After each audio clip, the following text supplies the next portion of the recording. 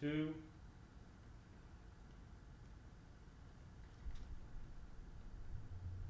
Thank you for joining us this Sunday, March 7th for the last live stream showing of Nassau Community College's production of A Midsummer Night's Dream. Given how difficult it has been for the performing arts to function during the pandemic and these trying times, we would just like to give a special thank you to the theater department and all of the administration here at NCC for their care and support throughout this process. We wouldn't be here without you. A few things to keep in mind before we get started. Throughout the show, feel free to use the live chat feature, which you can access through your YouTube account.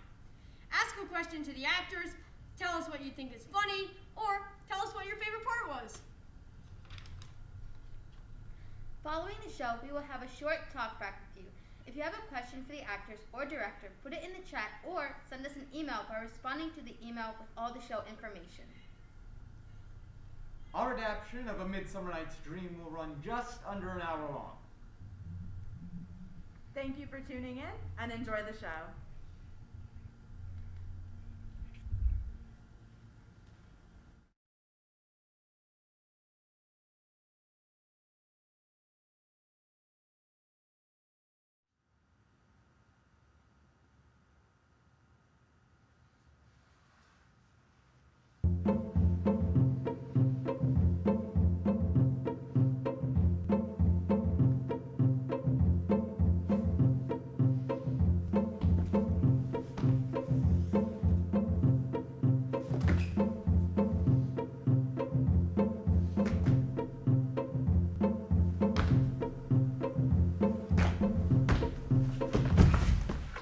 Now, spirit, whither wander you?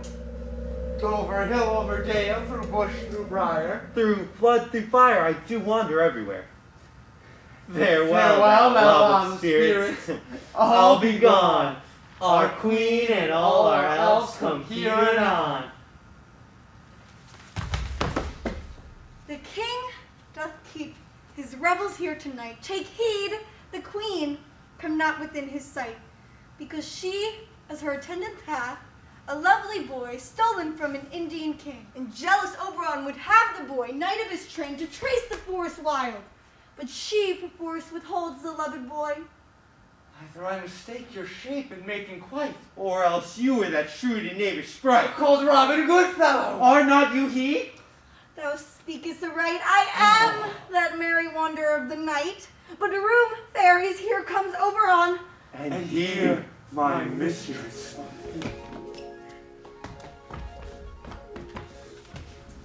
Proud Titania. What's jealous, Oberon? Fairies, skip hence. I have forsworn his bedding company. Tarry, rash wanton. Am I not thy lord? Then I must be thy lady. Why art thou here? But that forsooth the bouncing Amazon, thy buskin mistress and your warrior love, to Theseus must be wedded and you come to give their bed joy and prosperity. How canst thou thus for shame, Titania, glance at my credit with Hippolyta, knowing I know thy love for Theseus? I do but beg a little changeling boy to be my henchman. Set your heart at rest. His mother was a votaress of my order. She being mortal if that boy did die. And for her sake I do rear up her boy. And for her sake I will not part with him. How long within this wood intend you stay? Perchance till after Theseus' wedding day. Give me the boy and I will go with thee. Not for thy fairy kingdom. Fairies away. Oh, go thy way. Thou shalt not from this grove till I torment thee for this injury. My gentle Puck, whither? Fetch me that flower, the herb I shewed thee once, that the juice of it on sleeping eyelids laid shall make man or woman madly dote upon the next live creature that it sees. I'll put a girdle around the earth in 40 minutes.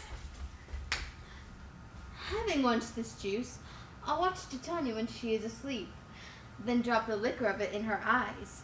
Next thing then she waking looks upon, be it a lion, a bear, bull, or wolf, she shall pursue it with the soul of love. And ere I take this charm from off her sight, I'll make her render up her page to me. But who comes here? I'm invisible, and I will overhear their conference.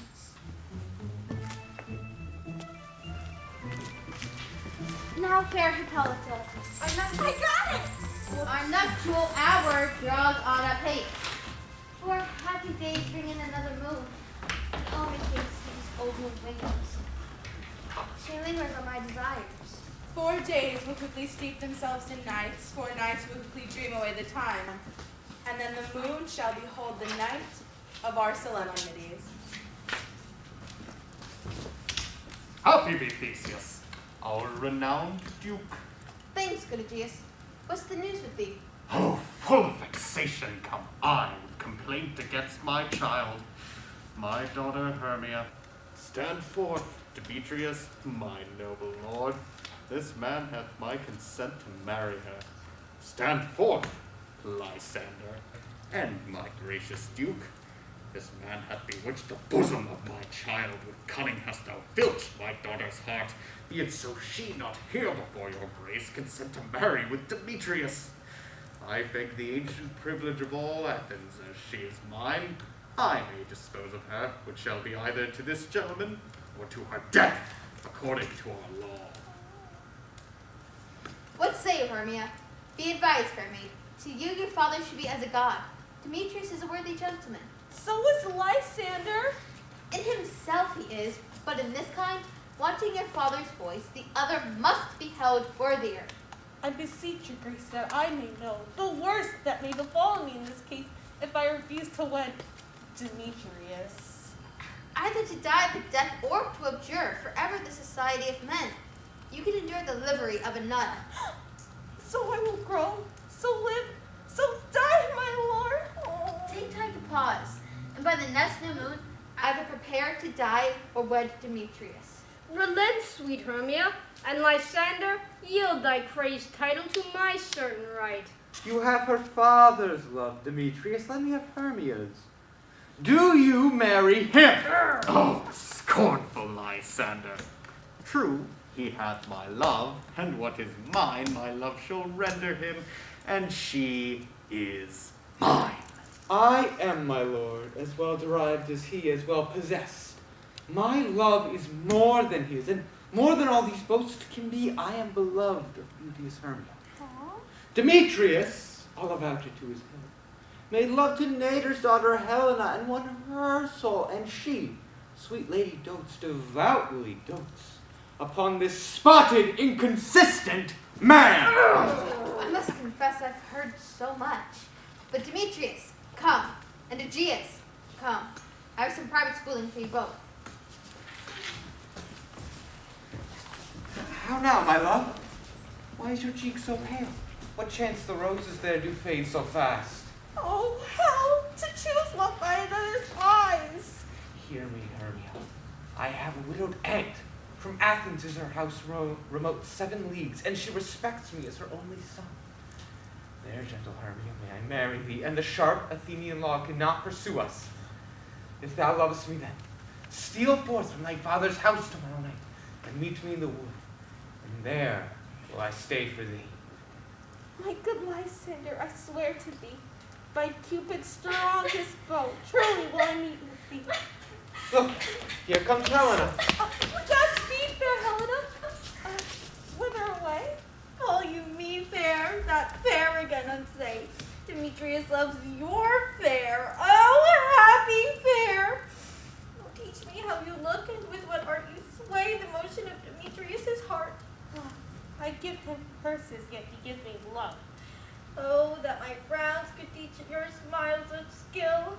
The more I hate, the more he follows me. The more I love, the more he hateth me. His folly, Helena, is no fault of mine. None but your beauty would that fault were mine.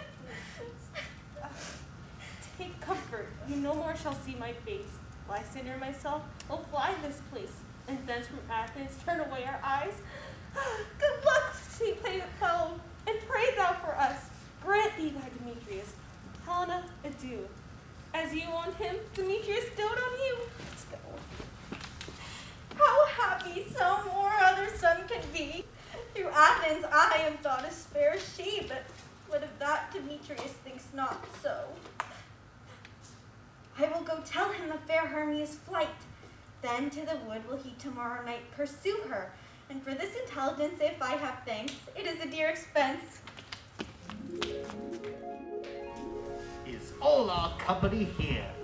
Here is the scroll of every man's name, which is thought fit through all Athens to perform in our interlude before the Duke and the Duchess on his wedding day at night.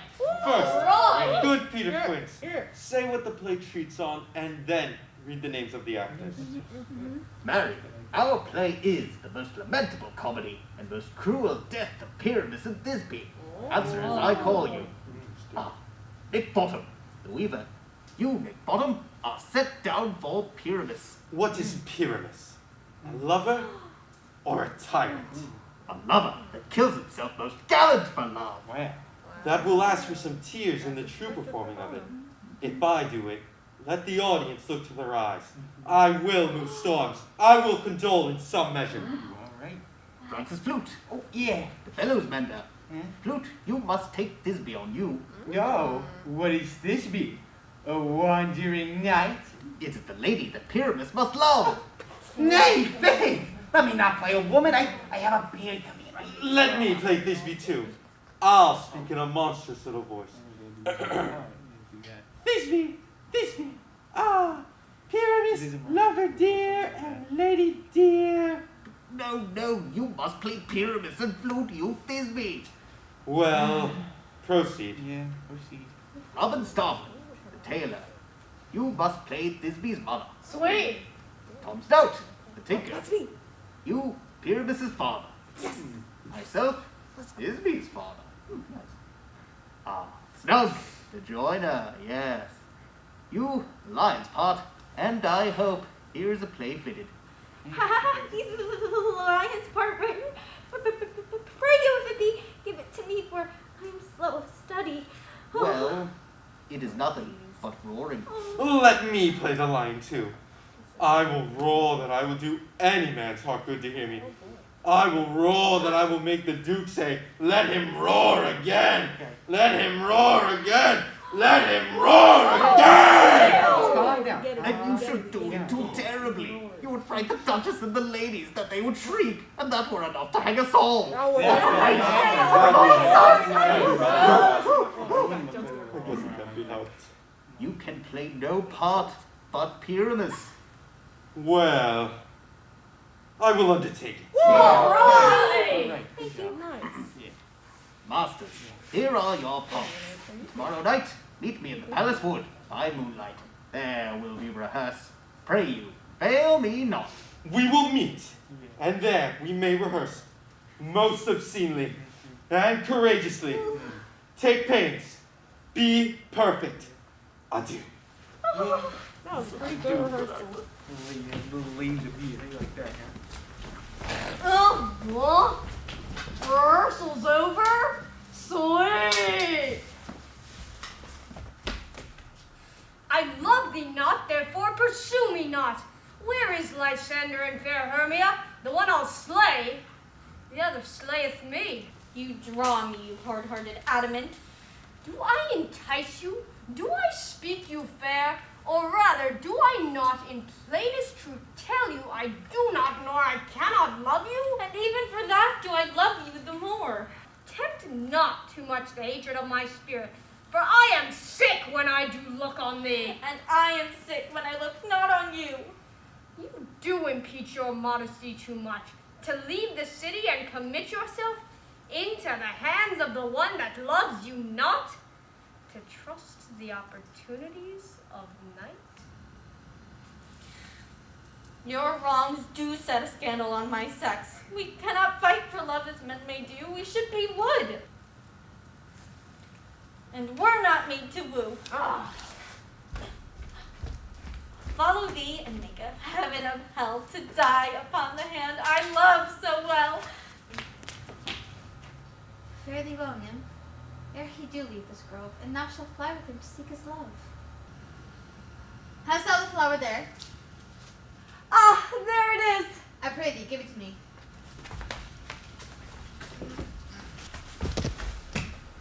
Take thou some of it, and seek through this grove. A sweet Athenian lady is in love, with a disdainful youth anointing his eyes. But do it when the next thing he espies might be the young lady. Thou shalt know the man by the Athenian garments he hath on. Fear not, my lord, your servant shall do so!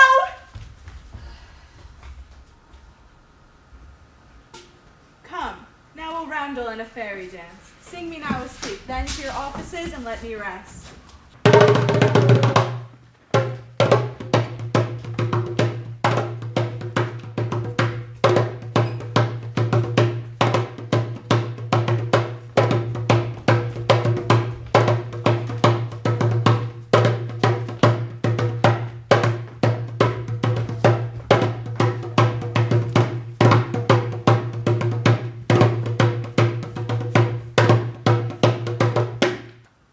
Fair love, you faint with wandering in the wood, and to speak troth, I have forgot her way. We'll rest us, Hermia, if you think it good, and tarry for the comfort of the day. Be it so, Lysander. Find you out of bed. For I upon this bank will rest my head. One turf shall serve as pillow for us both. One bed, one heart, two bosoms, and one troth. Nay, good Lysander, do not lie so near. For my sake, my dear, lie further off yet. Do not lie so near. Such separation as may as well be said becomes a virtuous bachelor and a med. So far, be distant. 6 feet. Thank you. And good night, sweet friend. Oh, thy love ne'er alter till thy sweet life ends. Oh, man. Men. Oh, men. To that fair prayer, say I. And then end life when I end loyalty. Here is mine. Sleep gives thee all his rest.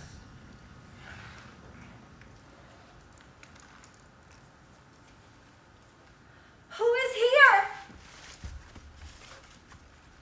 Weeds of Athens he doth wear. Sleep his seat on thy eyelids, so he'll awake when I am gone. For I must now to Oberon. Say, don't thou kill me, sweet Demetrius. I charge thee hence, and do not haunt me thus. Oh, I am out of breath in this fond chase. The more my prayer, the lesser is my grace. But who is here? Lysander on the ground, dead or asleep? I see no blood, no wound. Lysander, if you live, good sir, awake. And run through fire I will for thy sweet sake. Oh, transparent Helena, nature shows art that through thy bosom makes me see thy heart. Oh, where is Demetrius? How fit a word is that vile name to perish on my Do sword! not say so, Lysander, say not so. What though he love your Hermia, Lord, what though? Yet Hermia still loves you, then be content. Content with Hermia? No, I do repent the tedious minutes I with her have spent. Not Hermia, but Helena I love. Wherefore was I to this keen mockery born? When at your hands did I deserve this scorn? Oh, that a lady of one man refused should of another therefore be abused.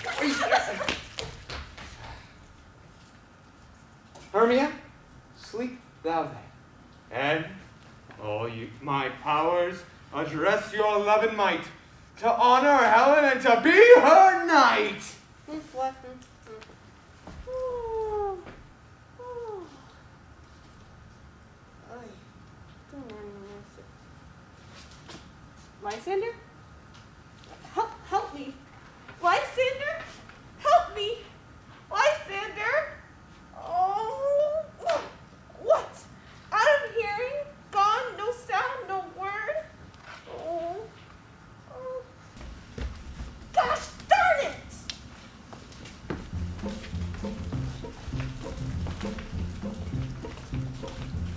Are we all met? Pat, Pat, and here's a marvelous convenient place for our rehearsal. Peter Quince. What sayest thou, Bully Bottom? There are things in this comedy of Pyramus and Thisbe that will simply never please. First, Pyramus must draw a sword to kill himself, which the ladies cannot abide. How answer you that? I believe we must leave the killing out when all is done. Not a whit. I have a device to make all well.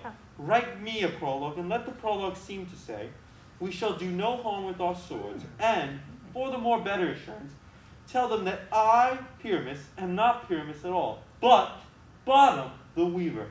This will put them out of fear. Wonderful. That's using your noggin. Well, we will have such a prologue. Indeed. You're going to do it. Wait! Huh? Won't the ladies be afeard of the lion? Oh no. I fear it, I'll promise you. God shield us, a lion among ladies is a most dreadful thing.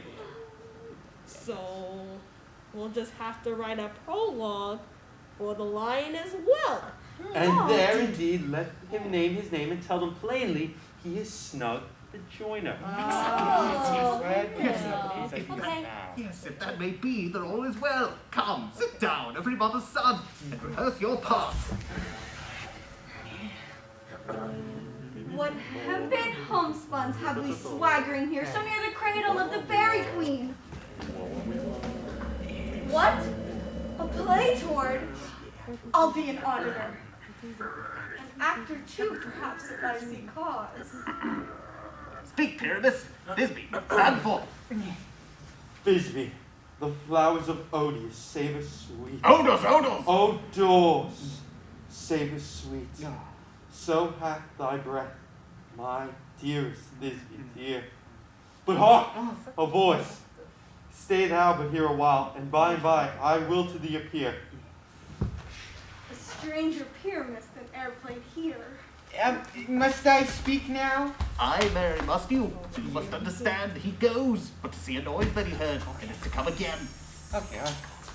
Most radiant Pyramus, and truest horse that yet would never tire, I'll meet thee, Pyramus, at Minnie's tomb. Dinah's tomb, man! Oh, As truest horse that yet would never tire. If I were fair Thisbe, I were only thine. Indeed, monstrous, strange, we are haunted, pray masters, fly masters,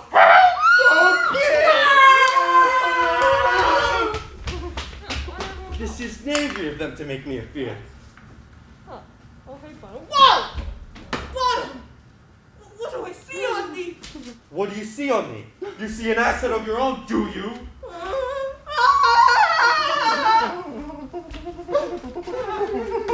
Bless me, Bottom, bless me! Thou art translated! I see their knavery. This is to make an ass of me, to fright me, if they could.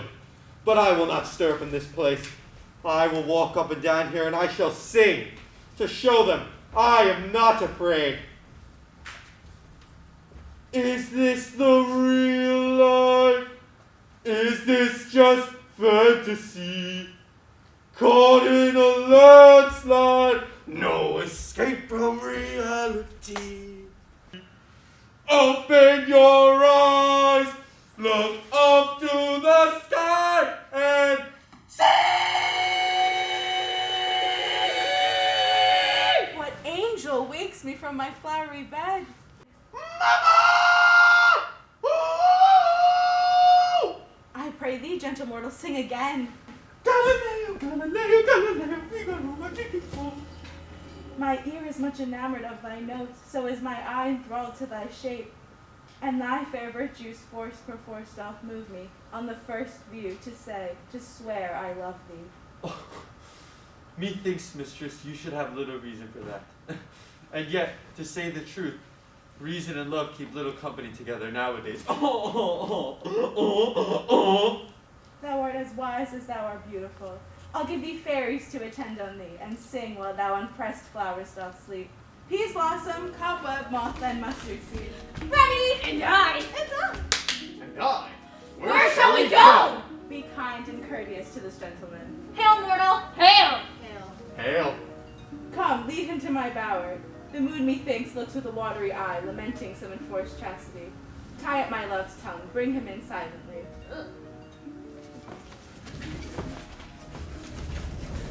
Yeah. She wants that ass. Oh, that's a good one. I like that one. That's very good.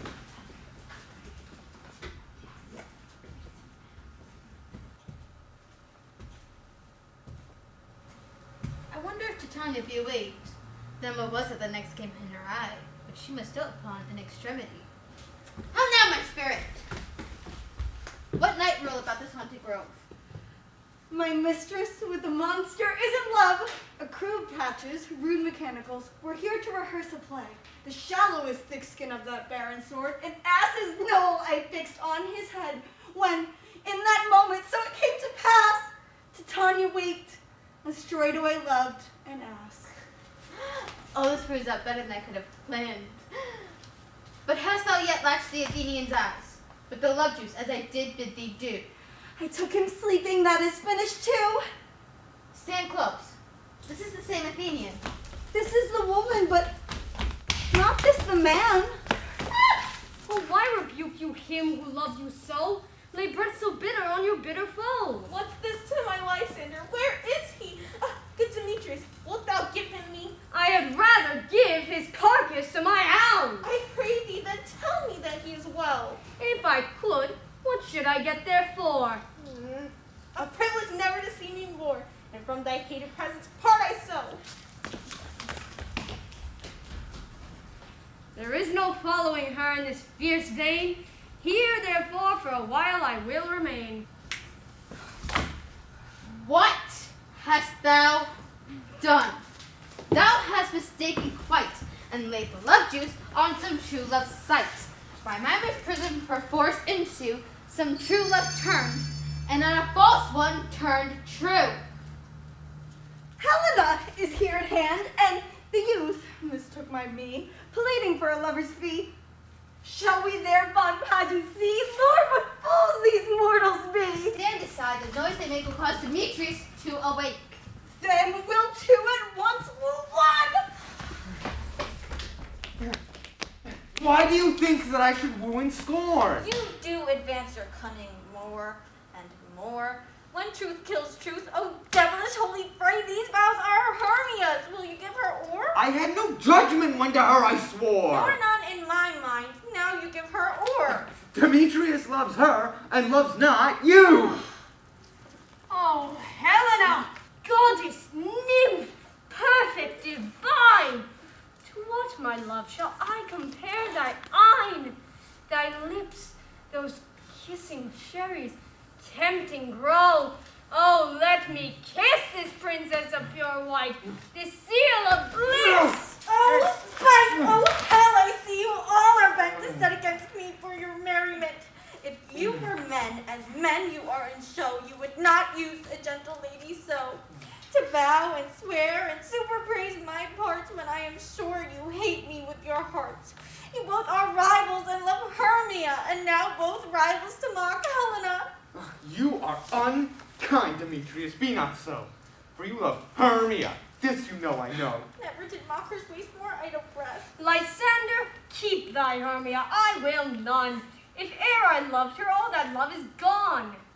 Now to Helen it's his home return, there to remain. Helen, it is not so. Look where thy love comes. Yonder is thy dear. Thou art not by my eye. Lysander found my ear, I thank thee.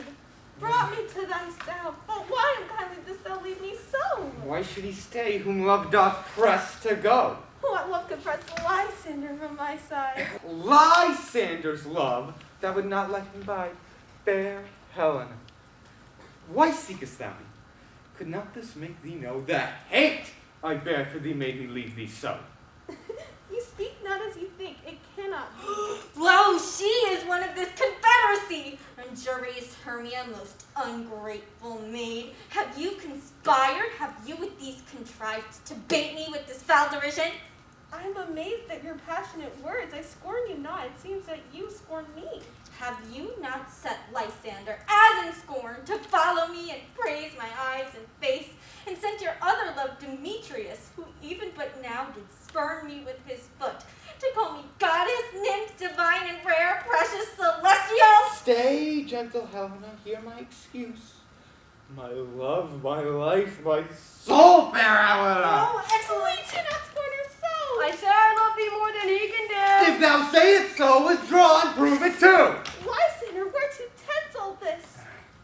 Hang off, thou cat, thou bird, thou vile thing, let loose! No. Or I will shake thee from me like a serpent! Why are you grown so rude? What changes this sweet love? Thy love, out, Tony Tauntaun, out! Out, loathed medicine-hated potion, hence! Do you not jest? Yes, Sooth, and so do I you. was not talking to you. Demetrius, I will keep my word with thee. I would I had your bond, for I perceive a weak bond holds thee. I'll not trust your word. What should I hurt her, strike her, kill her dead? How? Although I hate her, I'll not harm her so. What could you do me greater harm than hate? Are not I Hermia? Are not you Lysander? I am as fair now as I was erewhile.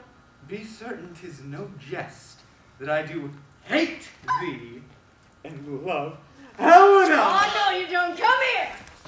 Ah! 1, 2, 3, yeah! Oh, me.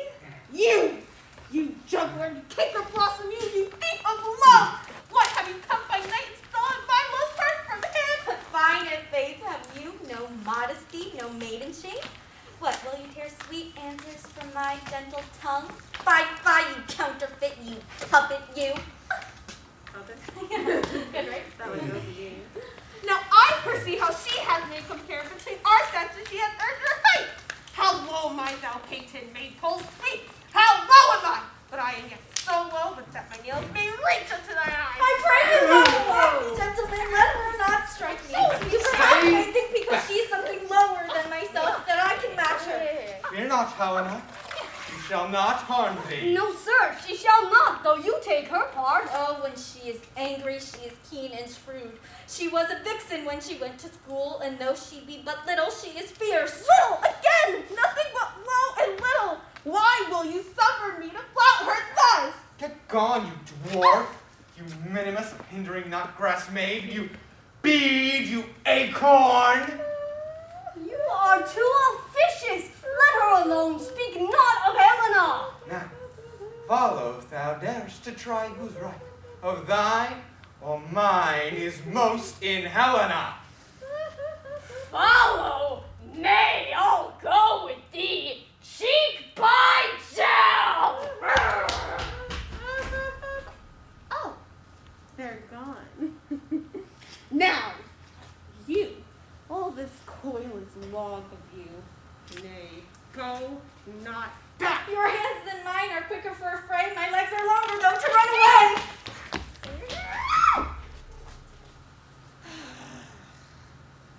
I am amazed, yet know not what to say.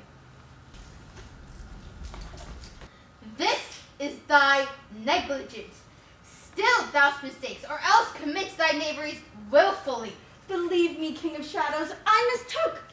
Was it not you who told me I should know the man by the Athenian garment he had on? Thou seest these lovers seek a place to fight. Hide therefore, Robin, overcast the night. Then crush this herb into Lysander's eye. The next they wake, all this derision shall seem a dream and fruitless vision. Out to my queen and beg her Indian boy, and then I will her charmed eye release from monster's view, and all things shall be peace. My fairy lord, this must be done with haste.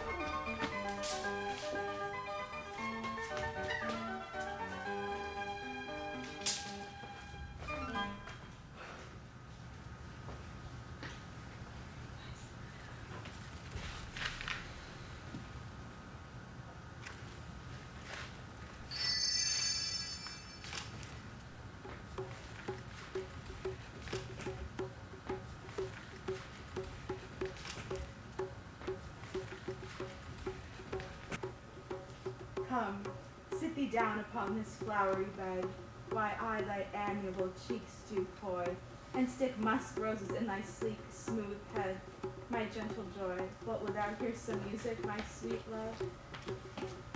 I have a reasonable good ear in music.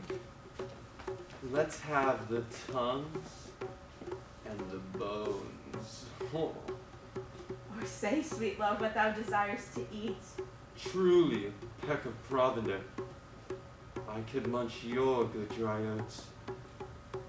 Methinks I have a great desire to some hay. Good hay.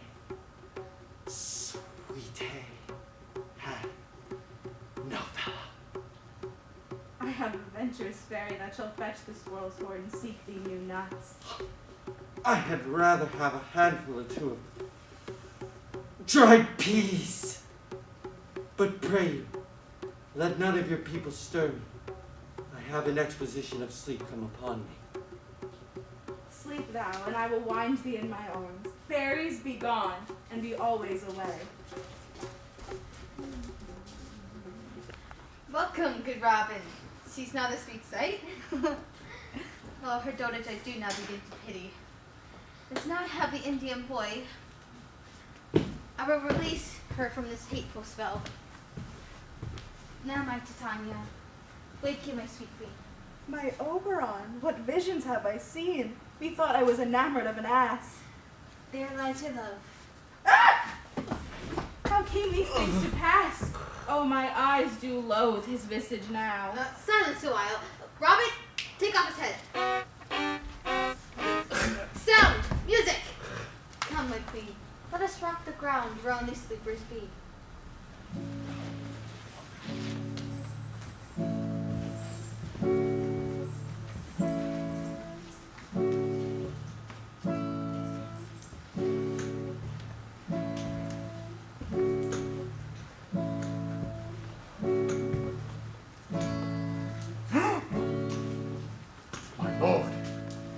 My daughter here asleep, and this Lysander, this Demetrius, this Helena.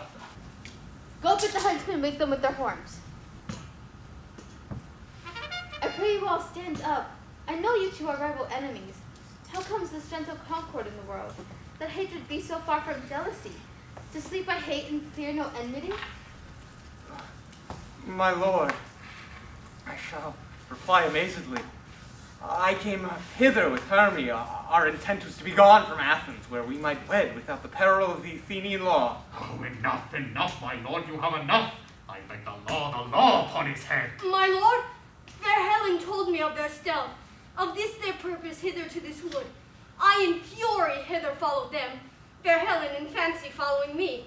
But, my good lord, I know not by what power, but by some power 'tis. My love for Hermia melted like the snow, and all the faith, the virtue of my heart, the object and pleasure of mine eye, was only Helena. Fair lovers, you are fortunately met. Of this discourse we will more hear anon. Aegeus, I will overbear your rule. For in this temple, by and by with us, these couples shall be eternally knit. Away with us to Athens, 3 and 3. We'll hold a feast in great solemnity. Come, Hippolyta.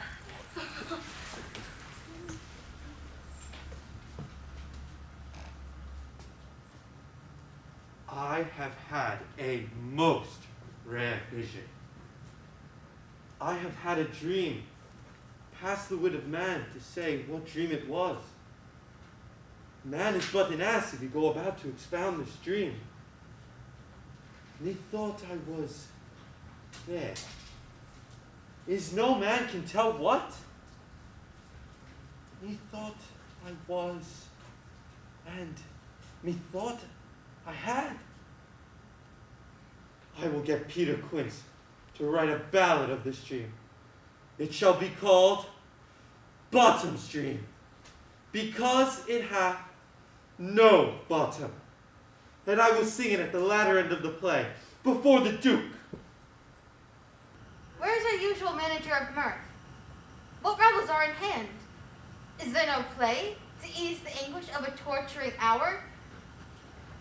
Call Philostrate. Here, mighty Theseus, Say, what abridgment have you for this evening? a tedious brief scene of young Pyramus and his love Thisbe, very tragical mirth. And tragical, my noble lord, it is, for Pyramus therein doth kill himself, which, when I saw rehearsed, I must confess, made mine eyes water. But more merry tears the passion of loud laughter never shed. I will hear that play. Go, bring them in, and take your places, ladies. Places.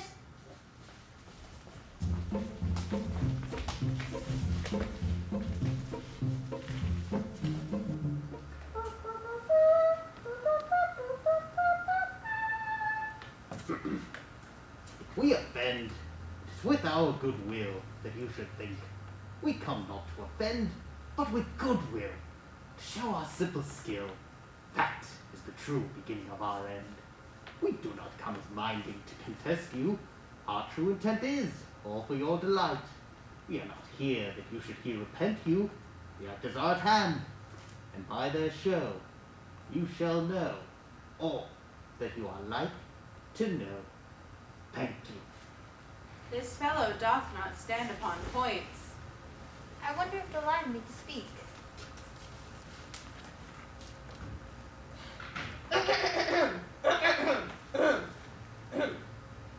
In the same interlude, it doth befall that I would snap my name, present a wall, and through this wall may have you think, I had it in a cranny pool or chape, through which the lovers, Pyramus and Thisbe, did whisper often, very secretively. Pyramus draws near the wall. Silence! Oh, grim looked night. Oh, night with hue so black. Oh, night, whichever art when day is not. Oh, night. Oh, night. Alack. Alack. Alack. I fear my Thisbe's promises forgot. Show me thy chink to blink through with mine eye. Thanks, courteous wall. You're welcome. But what see I?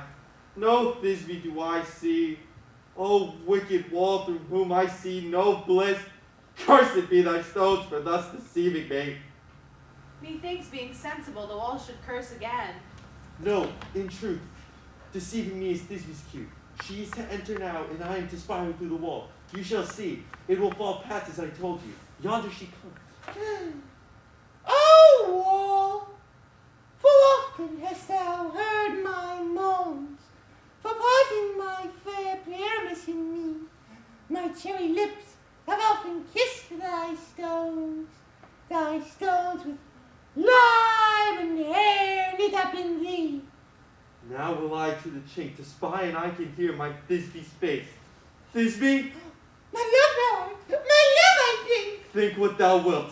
I am thy lover's grace. Oh, Oh, kiss me through the hole of this vile wall. oh. Oh, Hey, whoa, we did not rehearse this stuff.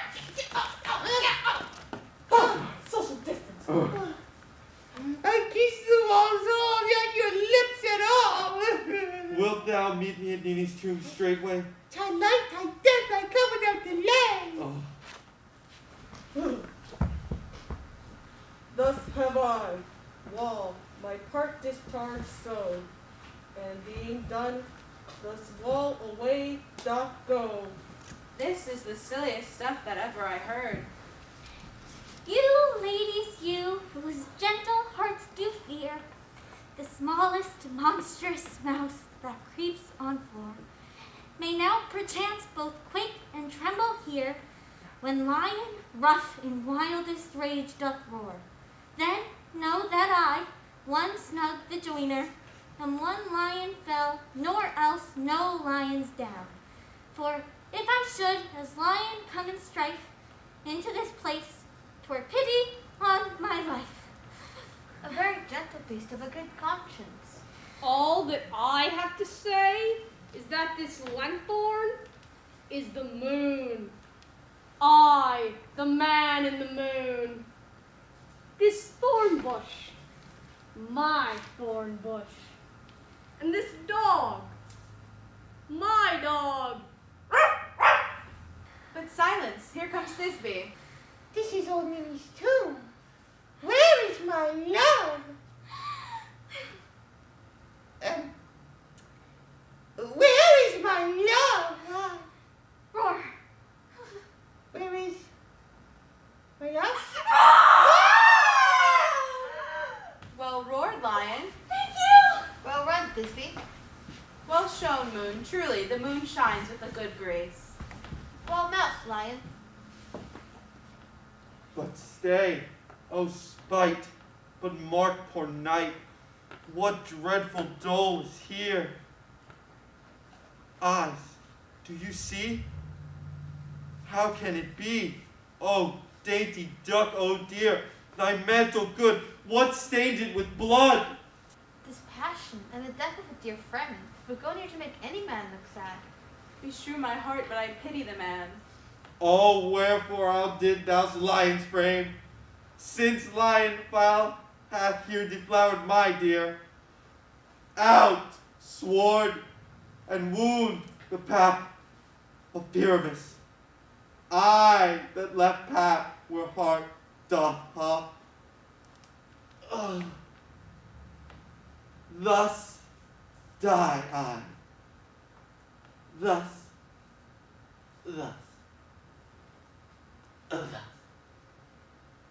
Now am I dead?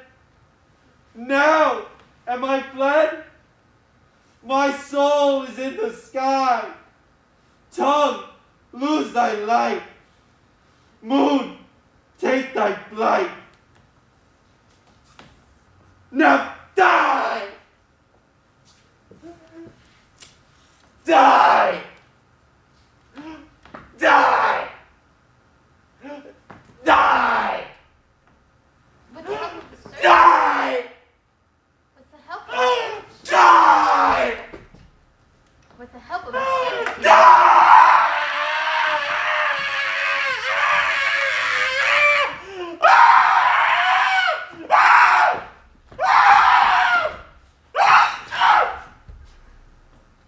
With the help of the surgeon. With the help of the With the help of a surgeon, he might yet recover and prove an ass. How chance moonshine is gone before Thisbe comes back to find her love. Here comes Thisbe, and her passion ends the play. Asleep, my love?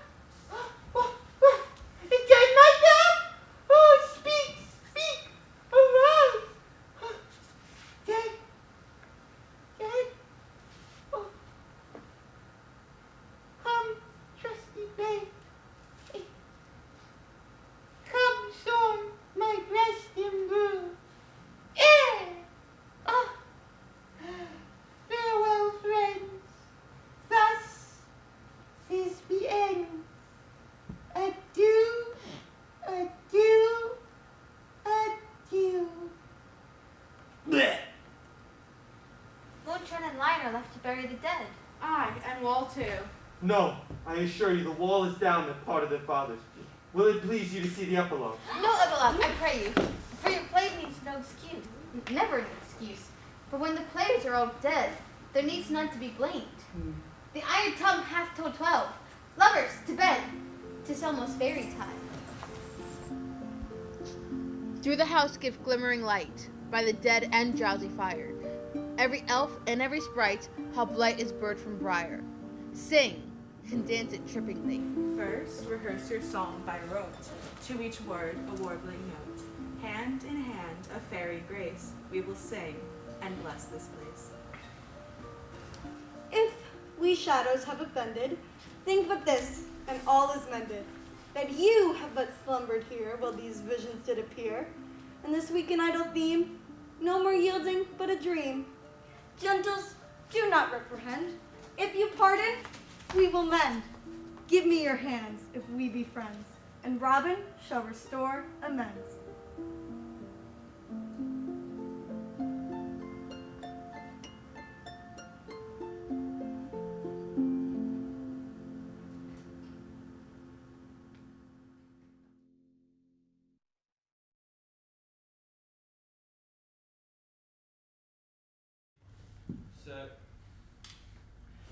Thank you for joining us and watching our final showing of A Midsummer's Night Dream. If you have any questions for any of the actors or for myself, please feel free to throw it into the chat. Until that happens, we have actually a few questions for each other. As with this entire experience, we haven't had the opportunity to have the regular theatrical experience where after a show we can all get together, have time together, be unmasked, hang out.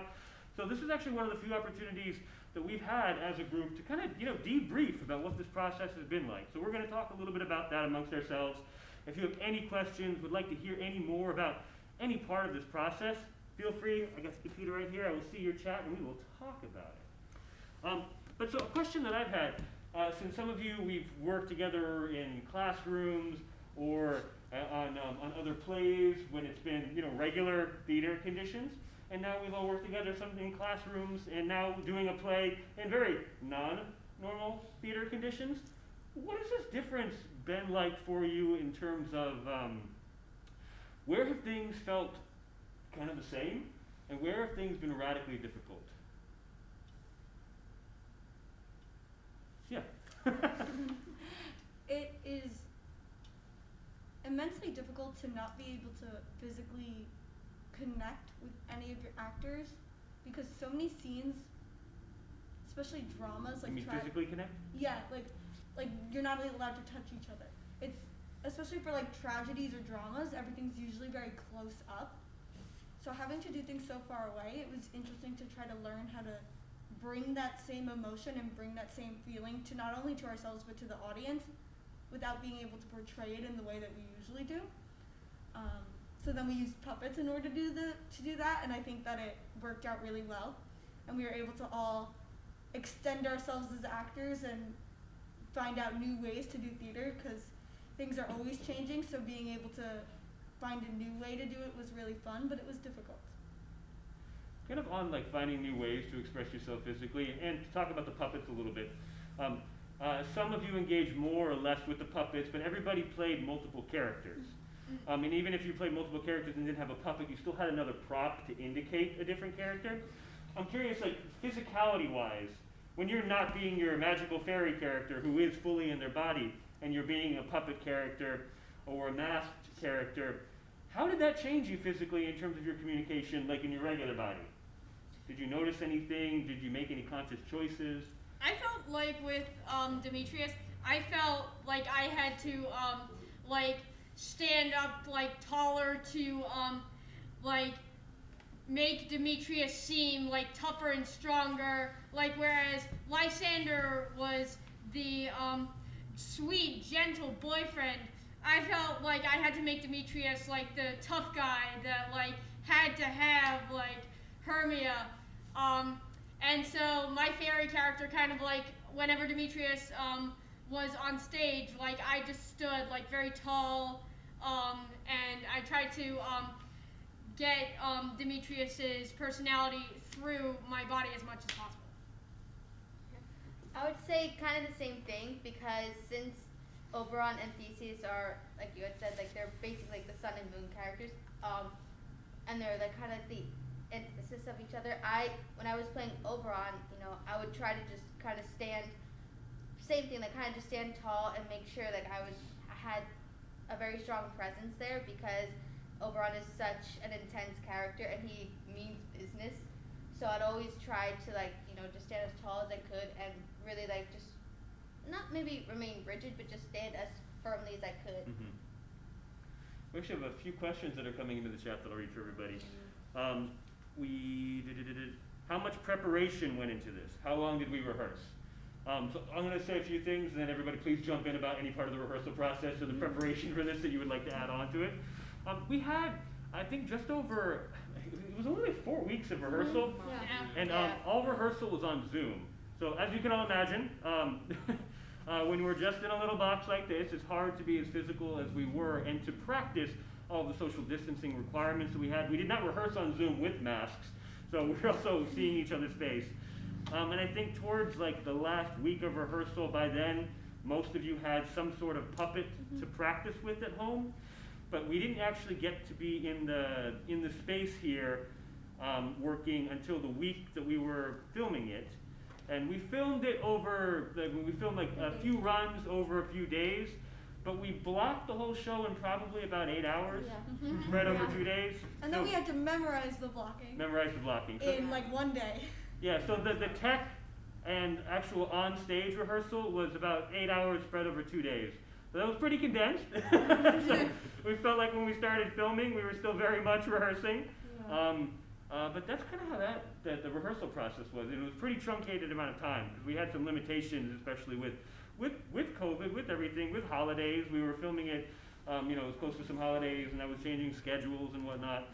Anything else about preparation for all of you in terms of time and what that all felt like? Zoom versus being here? Well, the difference between live theater and being able to do it in like a film way, because we had such little time to learn the blocking, it was kind of nice to be able to film it where if we messed up, we could go back and redo it, as opposed to when you're doing it in front of a live audience, you have to keep going, like it's over, like the show must go on.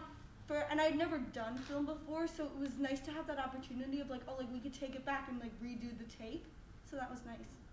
Yeah, we tried to find a balance for that. We definitely, during our filming process, since we had a very truncated amount of time in the space to prepare the show, we prepared it as much as we could.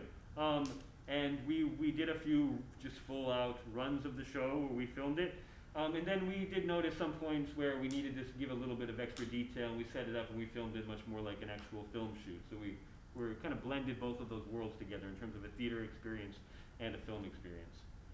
I think it's pretty great because essentially what we can do is we film, several runs of the show, and then we can do smaller, more close-up takes, and with all those takes, you're bound to find like the best of each performance and be able to put all those bits together and create. If I was off in one scene one day, but I did it better in the same scene another day, you can take that bit where I was better and stick it in that other recording. Also, we forgot to do this last night until like halfway through, and doesn't remember right now, just because we all do have masks on, and the audience was seeing us in costumes. We're going to go around really quick and just introduce ourselves, let you know who we are and what characters everybody played, just for your frame of reference. My name is Elizabeth. My fairy character was Peas Blossom, and then I also played Helena and Snug, who was the lion. I'm Molly, and I played Titania and Hippolyta. I'm Tatiana Wommer, and I played Demetrius, Starveling, and Cobweb. I'm Christine, and I played Puck and Philostrate. I'm Liam. I played Lysander, Flute, and the Bush Fairy. I'm Patrick Gallagher. I play Pierre Quince right here, the Fairy Mustard Seed, and King Aegeus. I'm Desiree, and I played Oberon and Theseus. And I'm Professor Michael Mullen. I directed it. We actually have a bunch of other questions are starting to come in too about the puppets and the costumes. So the costumes, we had an amazing, we have an amazing costume designer here that really helped us figure the costumes out. But the reasoning behind the costumes and the puppets, anybody want to talk a little bit about like how we came to the decisions that we came to? I can talk a little bit about puppets, but I want to hear about you all first. Yeah, with my puppet, when I first got the wooden puppet, I was getting used to maneuvering it, but once it got into its costume, I truly felt like the character was coming alive. Once it got its face painted on, when it got its costume on, I truly felt like that was Demetrius, and I was controlling Demetrius, and that was really cool. My Cobweb costume, I really liked that.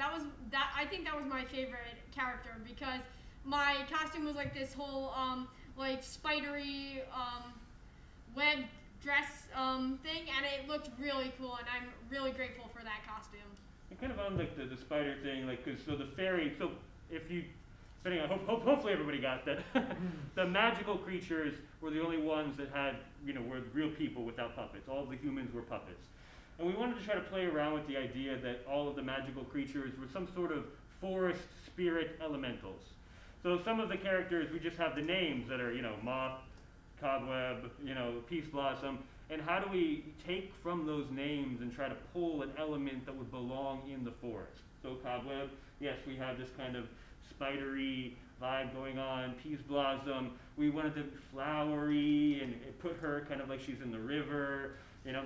And then we had our untitled bush fairies, which were, you know, the kind of a comedic fairy lot that have an interesting relationship with Puck, who's kind of this like classic tree sprite.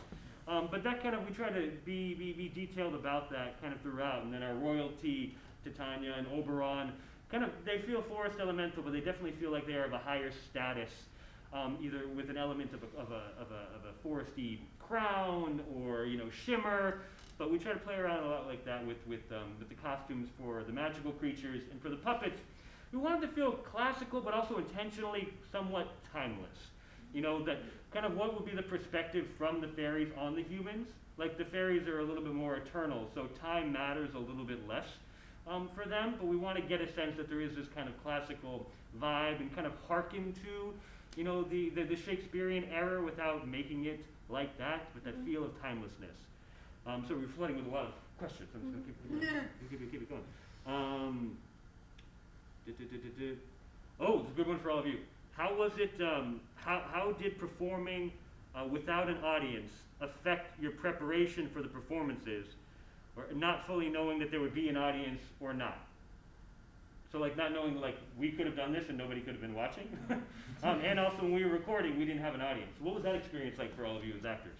I felt like it was really helpful because usually when you're performing in a show, you rely on the reactions of the audience members to know if you're doing well or not. Like if they laugh at a certain joke, or if they really like give you what's the word, like standing ovation. There we go. Standing ovation when you perform a song that like really helps you boost your confidence. But when it's when we're in the times that we are in now, where audiences can't be in the theater with us, it's kind of difficult to know if you're landing a joke right, or if like this interaction with this character is going the way that it's supposed to be going. Yeah, it was. We had to rely a lot on our castmates when we had a joke, being like, "Did you guys think this is funny?" Because again, like Tanya was saying, usually you could tell if it's funny if the audience is responding well. So we had to spend a lot of time going over it with the cast, but also going over it with Mike and being like, "Do you think this is funny? How do you think the audience over the computer would respond? Like, is it reading well?" Because some things can read really well in person, but not come across on camera. So you had to show us a lot of like the differences between stage acting and film acting.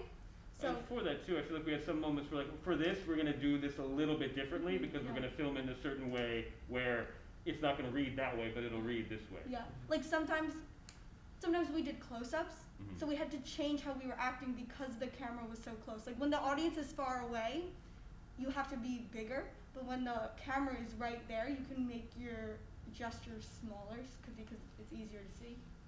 But definitely like the questions, I feel like we all had those moments back and forth where it was a lot of like, this is funny, is this funny? Yeah. You think this is funny? I don't know if this is funny anymore. Is it still funny? Because it is hard to tell. Yeah. Does anybody else have anything to add about the audience and preparation? You know, it's interesting because from the way I see it, the audience, you know, is just as much a part of like the production as we are, you know, in stage theater. So you basically, you know, we've unfortunately, because of the pandemic, we've lost, you know, an element of theater that we're used to having at our disposal, which is the rest of you. And so, you know, given circumstances, it's a change, but you have to adapt, and I think we did really well.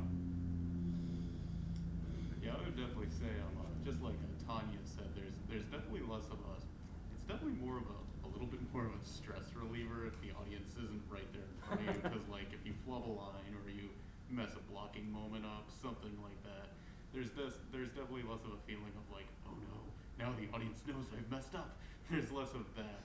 But there's definitely something taken away too, because like the thing is like I have done many high school productions, and like probably one of the best noises you will ever hear, a person can ever hear, is just the sound of applause just after all the work and preparation you put into a project.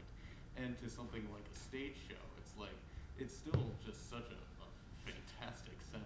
So there's definitely a gain and a loss, I would say. Yeah. I miss hearing the applause, yeah. We miss you guys. I know, yeah. We have a few more questions and then we'll wrap up. We have one, a question for me. What character would I see myself playing if I was a character? That's a good question. So I have done this play a few times, and I've played. I always get cast as Lysander and Demetrius. Really?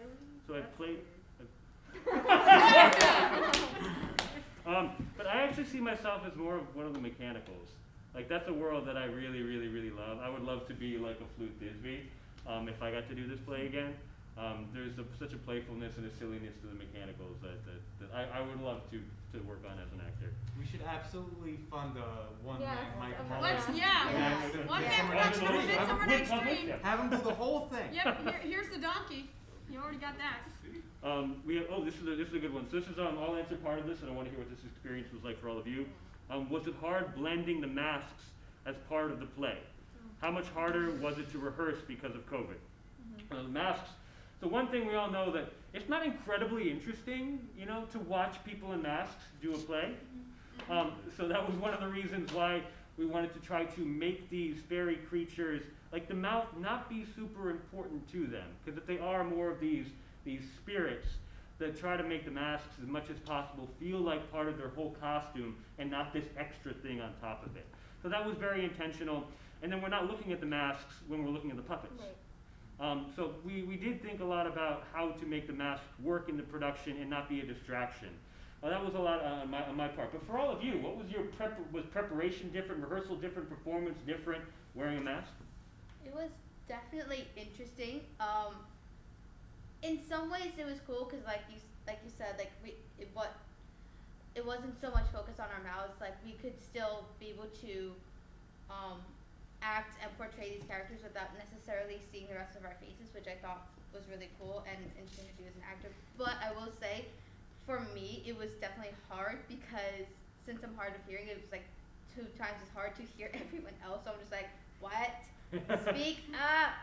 I know we can't read lips or anything. I can't. So I felt like I was 80 years old while I was filming this. So yeah. It was extra important. I mean, when you're learning the craft of acting, you always talk about diction and pronunciation and amplifying your voice so you can project it.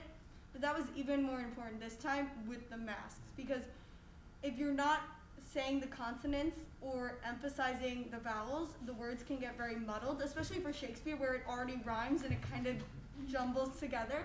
We had to be like really clear about what our intention was in what we were saying. And then also just being loud, like there's a lot of muffling coming from the masks, so we had to really practice projecting it so that the camera would be able to hear it. And we didn't have any mics, so we had to make sure that we could do it loud enough. When you work with a puppet, you always want, as the actor, you want to be looking at the puppet. So this way, who's ever watching the production is more focused on the puppet as opposed to the actor. And when you're acting against someone, it's natural to obviously want to look at them. And I feel like wearing the masks made it easier to focus on the puppet a little bit more. Oh, interesting. As opposed to looking back. As opposed to like looking at the person that you're acting with. For me, because the bush fairy outfit was a full body outfit. I even had like a big bush head, so I was working through 2 masks. Without this mask, I'd already have like those issues of not being able to see my mouth and my face. So, it's like, I don't want to say it was more difficult. I think it probably would have been the same amount of difficulty whether I had this mask or, one or the other. But, another interesting thing about masks, though, is, when you're using puppets, I don't think any of us are ventriloquism masters. So, it felt good not to have to worry about people, like, seeing our lips move when the puppet mouth moves. It made me feel less self-conscious when doing it. That's interesting. Yeah. Huh. Well, we have 2 more questions that I want to get to, and they're kind of in the same ballpark, and this is for all the actors. So everybody think about it. We don't have time to really get into a lot of these, but I'd like to hear a little tiny bit from everybody. So these questions kind of connect to one another, so I'll read both of them, and then think for a second anybody who wants to jump in. So the first question was, in what way did you feel that your own traits took part in forming and influencing the way you performed with your characters? So like, where were you a part of the character, and especially when you played multiple characters, how was that? What was that relationship and process like? And what did each cast member learn about themselves as a performer while performing under these circumstances? So it's all preparation stuff and how you were, and how this affected you and how you affected the character. So how you were all affected, and what did you learn about yourselves throughout this process and having to perform in this craziness, and your traits and the traits of your character. So if anybody, just a few lines from everybody would be nice. Then I think we'll wrap up our discussion. I feel like my the place where the character through which my personality shone through was Demetrius, and I'm saying that because during the fight scene with Lysander and Demetrius, where I body slam Lysander, we kind of improv that, and I was just like, in rehearsal, wouldn't it be funny if I just body slammed him? And that just showed like how Demetrius is kind of like the tough guy, and like he always like wants to pick a fight. And I'm just like, I could get behind that. Like if somebody was like challenging me and trying to get my lover to like date them, like I'd put up a fight too. So I definitely feel for Demetrius there. My character Puck is very based on the Commedia dell'arte archetypes, and I don't really relate to those in my personal life.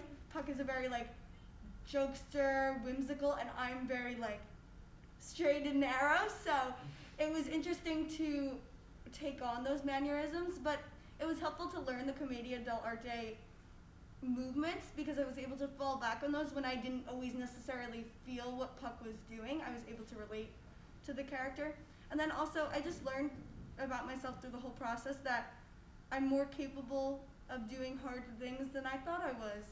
I didn't know if theater would be possible with COVID, with doing masks, without having an audience, without having to be close to my castmates, but I was able to do it, and I learned not to underestimate myself. I think I can do things even though they're hard. I would say the same thing for myself, because Oberon is very much I'm nothing like Oberon, so I felt it was very interesting to kind of inhabit a character that was so much the opposite of myself. And I learned that, you know, I am more capable as an actor of doing these things, because I think it can be intimidating to kind of portray someone who shares nothing or no aspect of yourself with you. And I think it's really cool to do that, because then you see like, oh wow, I'm capable so much more than I ever thought I would be.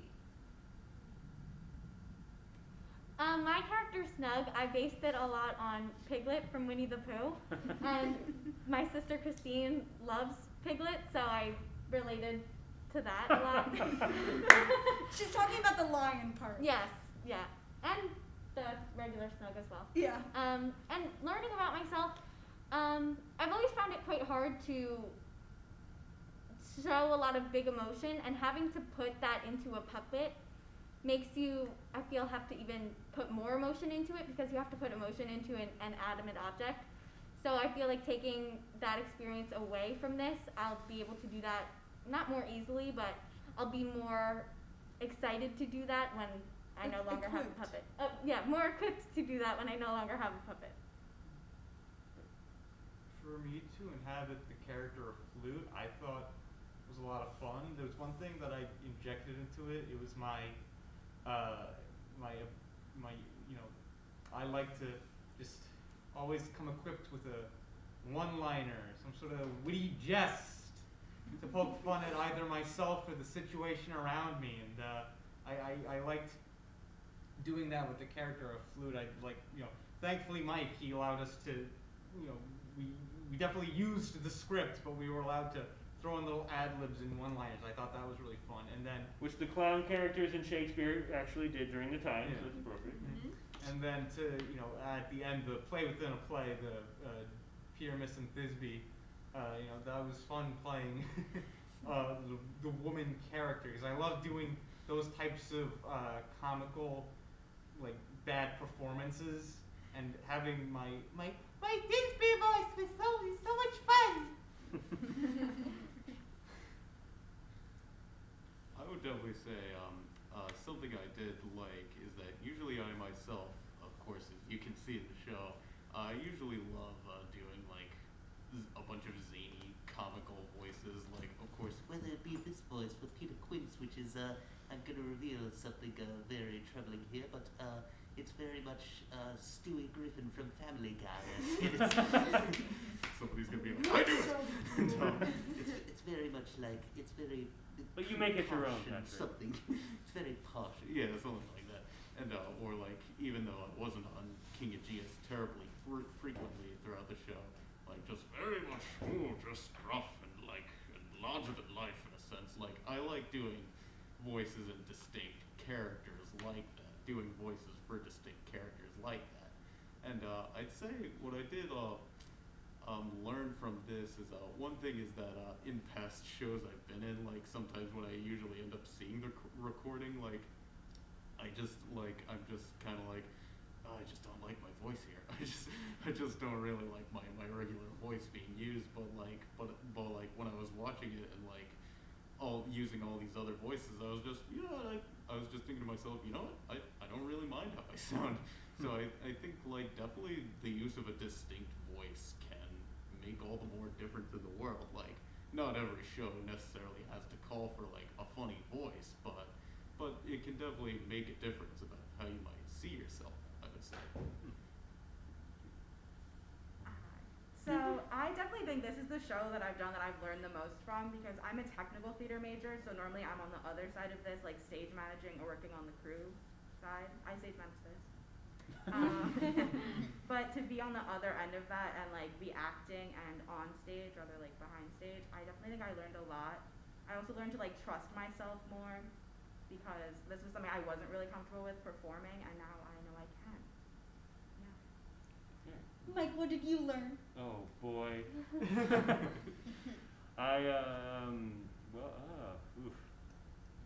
That maybe there is enough coffee to get you through about anything. No, no. I learned that theater is an important thing. Telling stories, being together with other people, even if we're not together the way that we used to be, it is important, and there is a strong will for that to happen. And we found a way, and I'm proud that we were able to find a way, and to keep telling stories, having conversations, and bring people together, because that's really what theater is. And on that, we thank you for coming together with us. Next time you see one of our shows, we hope you're here in person, and we can really share theater the way it's meant to be shared. But thank you for joining us digitally. It means the world to us, or we're just playing, which is a lot of fun too. But we're glad that we can tell a story with you. So thank you all for joining us.